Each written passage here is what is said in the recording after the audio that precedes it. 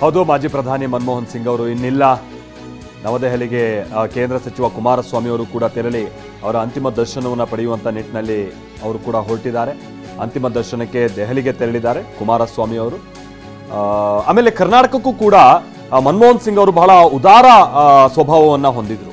ಅದನ್ನು ನಾವು ಬಹಳ ಸಂದರ್ಭದಲ್ಲಿ ನೆನಪಿಸ್ಕೊಳ್ಬೇಕು. ಕರ್ನಾಟಕದಲ್ಲಿ ಫ್ಲಡ್ ಆದಂಥ ಸಂದರ್ಭದಲ್ಲಿ 2008 ಸಂದರ್ಭದಲ್ಲೆಲ್ಲ ಫ್ಲಡ್ ಆದಂಥ ಸಂದರ್ಭದಲ್ಲಿ ಇಲ್ಲೇನಿದ್ದಂಥದ್ದು ಕಾಂಗ್ರೆಸ್ ಸರ್ಕಾರ ಅಲ್ಲ, ಬಿಜೆಪಿಯ ಸರ್ಕಾರ ಇದ್ದಂಥದ್ದು. ಆದರೂ ಅವತ್ತು ಫ್ಲಡ್ಗೆ ಅವರು ಸ್ಪಂದಿಸಿದಂಥ ರೀತಿ, ಸ್ವತಃ ಅವರು ಬಂದು ಇಲ್ಲಿ ವೈಮಾನಿಕ ಸಮೀಕ್ಷೆಯನ್ನು ನಡೆಸಿರ್ತಾರೆ.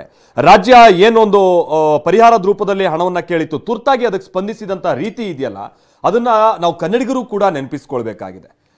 ಅದನ್ನು ಹೊರತುಪಡಿಸಿಯೂ ಕೂಡ ಕರ್ನಾಟಕಕ್ಕೆ ಸಂಬಂಧಪಟ್ಟಾಗಿನ ಬಹಳಷ್ಟು ಯೋಜನೆಗಳಿಗೆ ಸಂಬಂಧಪಟ್ಟಾಗೆ ಮನಮೋಹನ್ ಸಿಂಗ್ ಅವರು ಏನು ಭಾಳ ಚೌಕಾಸಿ ಮಾಡಿದಂಥವ್ರಲ್ಲ.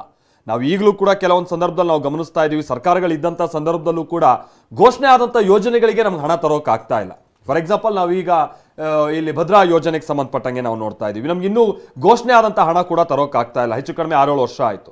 ಬಟ್ ಮನಮೋಹನ್ ಸಿಂಗ್ ಅವರ ಆಡಳಿತಾವಧಿಯಲ್ಲಿ ಕರ್ನಾಟಕಕ್ಕೆ ಬಹಳ ಉದಾರತನವಾಗಿ ಅವರು ವರ್ತಿಸಿದ್ದರು ಅನ್ನುವಂಥದ್ದನ್ನು ನೆನಪಿಸ್ಕೊಳ್ತಾರೆ ಈಗಲೂ ಕೂಡ ಹಲವು ರಾಜಕಾರಣಿಗಳು.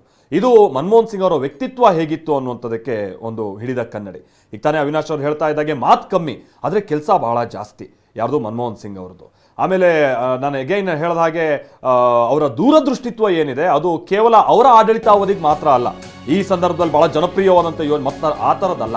ಸೊ ಒಬ್ಬ ಬಡ ಕಾರ್ಮಿಕನಿಗೂ ಕೂಡ ಗುಳೆ ಹೋಗದೆ ಇರುವಂಥ ರೀತಿಯಾಗಿ ತಪ್ಪಿಸುವಂಥ ನಿಟ್ಟಿನಲ್ಲಿ ಅವ್ರು ತೆಗೆದುಕೊಂಡಂಥ ನಿರ್ಧಾರ ನರೇಗಾ ಯೋಜನೆ, ಅಂದರೆ ಈಗಿನ ಮನ್ರೇಗಾ ಯೋಜನೆ, ವರ್ಷಕ್ಕೆ 100 ದಿನಗಳ ಕೂಲಿ ಖಾತ್ರಿ ಕೊಟ್ಟಂಥ ಯೋಜನೆ, ಬಹಳ ಅದ್ಭುತವಾದಂಥ ಯೋಜನೆ. ಎಷ್ಟೋ ಜನರಿಗೆ ಇದು ಬಹಳ ಅನುಕೂಲ ಆಗಿದೆ, ಕೋಟ್ಯಾಂತರ ಜನರಿಗೆ.